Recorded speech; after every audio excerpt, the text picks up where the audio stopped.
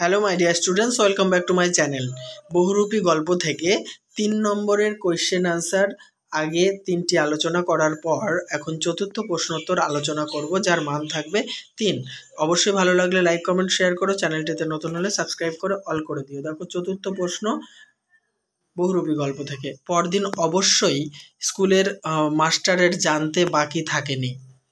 কোন ঘটনা মাস্টারের জানতে বাকি থাকেনি? পরদিন অবশ্যই হবে না, অবশ্য।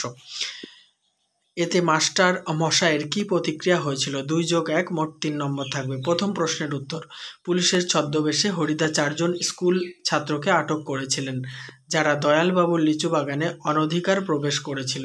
ছেলেগুলো ভয়ে কান্না করতে থাকলে বিদ্যালয়ের মাস্টারমশাই পুলিশের বেশধারী হরিদার স্বরূপ উপলব্ধি করতে না পেরে তাদের ছেড়ে দেওয়ার জন্য তাকে অনুরোধ করেন এবং 8 আনা উপঢৌকন দিয়ে ছাত্রদের মুক্ত করেন।